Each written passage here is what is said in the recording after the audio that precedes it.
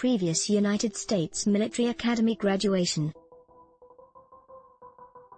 Lee Celano/Getty Images by Brian Bender. The 6th of December 2024, 57 p.m. EDT. Updated the 6th of December 2026, 17 p.m. EDT. The general's portrait hangs in the cadet mess hall. One of the main barracks bears his name, as does an entrance gate and even an academic award for the highest grades in math.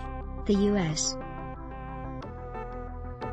Military Academy at West Point is full of ghosts. On Saturday, when President Donald Trump delivers the annual commencement address to graduating cadets, one specter that will loom especially large is Robert E. Lee's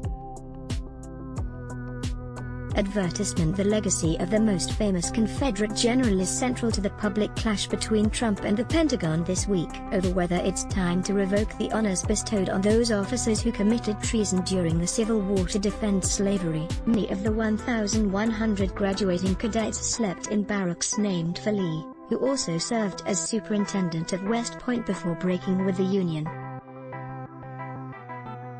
And Fort Lee in Virginia is one of the 10 Army bases that Trump this week said he would not even consider renaming after. Pentagon leaders said they were open to the possibility. The West Point speech comes as a growing number of military figures slam the president for politicizing the armed forces as he seeks re-election, in the clash over Confederate symbols, his recent threat to use federal troops to put down protests, and for staging a photo op with Defense Secretary Mark Esper and Joint Chiefs Chairman General Mark Milley after peaceful demonstrators were forcibly removed. Esper said publicly he opposed the deployment of active troops, and Milley on Thursday said his role in the June 1st episode in Lafayette Park outside the White House was a mistake that tarnished the military's hard-earned reputation as being divorced from politics. While some express hope the president will use Saturday's storied backdrop overlooking New York's Hudson River to try to heal the rifts, others fear that for political gain he will stoke more division and further exacerbate a crisis in civil-military relations. "I'd love to hear the president change his mind about a lot of things," said retired Army Colonel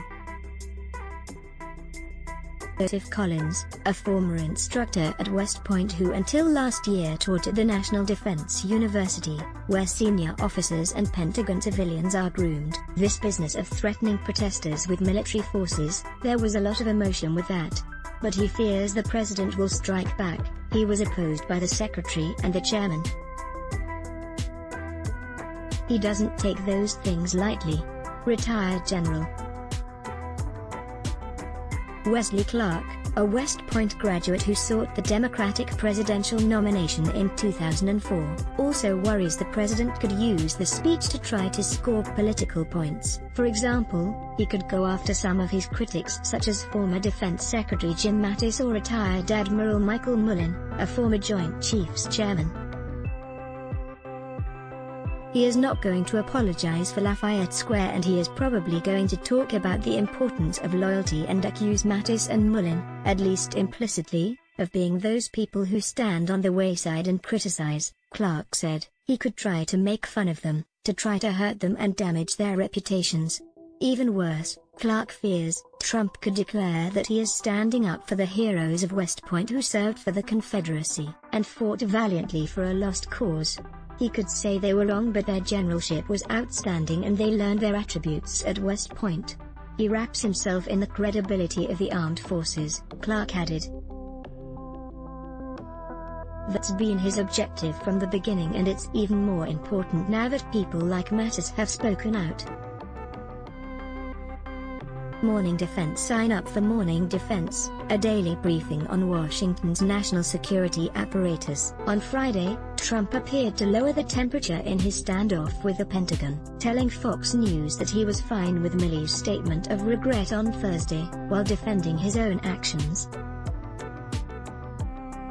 But he has also stoked the Confederate controversy, by tweeting that those that deny their history are doomed to repeat it. In that same interview, Trump said he has done more for the black community than any other president, adding that Abraham Lincoln did good, although it's always questionable, you know, in other words, the end result. To which anchor Harris Faulkner responded, "Well, we are free, Mr. president. He did pretty well. The commencement address was controversial from the start. When Trump announced in April he would be delivering his first graduation speech at West Point, it was at the height of the coronavirus outbreak and cadets had been released early. They have been forced to return to campus, including some with the coronavirus. The festivities will be smaller than previous ceremonies, which usually take place in front of a capacity crowd in West Point's Michie Stadium. Even so, the gathering will violate New York Governor Andrew Cuomo's order to limit graduation crowds to 150.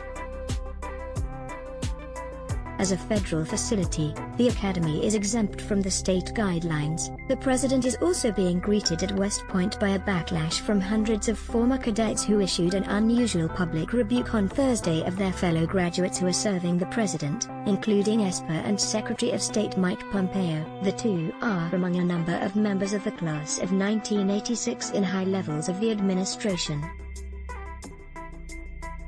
When leaders betray public faith through deceitful rhetoric, quibbling, or the appearance of unethical behavior, it erodes public trust, the concerned members of the Long Grey Line wrote in a post on Medium. When fellow graduates acquiesce to bullying, and fail to defend honorable subordinates, it harms the nation and the Long Grey Line. They also urged their fellow West Point graduates to resist the president's impulse to use the military as a political prop. Politicization of the armed forces puts at risk the bond of trust between the American military and American society. Should this trust be ruptured, the damage to the nation would be incalculable, they wrote. Some see the West Point visit as a perfect opportunity to change the tone of the conversation, starting with the military. It does seem the relationship between the White House and the Pentagon, the leadership in the Pentagon, is worsening, said Chris Jenks, a retired Army officer who worked for the Defense Department's General Counsel under Trump and now teaches law at Southern Methodist University. It's now even public. Others said the setting offers a unique backdrop for easing tensions in a nation buffeted by historic challenges, ranging from economic hardship to disease and lingering racial inequality that has led to the recent nationwide protests. The West Point class of 2020 is one of the most diverse in the Academy's history. Of the 1,105 graduates, 12 are international cadets, 229 are women, 132 are African American, 103 are Asian/Pacific Islander, 101 are Hispanic and 10 are Native American, the Academy says. Ideally, a president speaking at a West Point graduation would offer positive, non-partisan messages about leadership and service, said Benjamin Haas, a former Army intelligence officer and West Point graduate who is now a human rights lawyer. But Trump has no respect for civil military norms, and he is notorious for politicizing the military. It would be wholly inappropriate for Trump to push domestic political messages or boast of his perception that the military supports him politically, and it would be indefensible, he added, for Trump to further pit the military against protesters seeking racial justice or to advance his wrong-headed feelings about Confederate-named Army bases. For the newly commissioned Army second lieutenants and the audience, what the president has to say has immediate implications.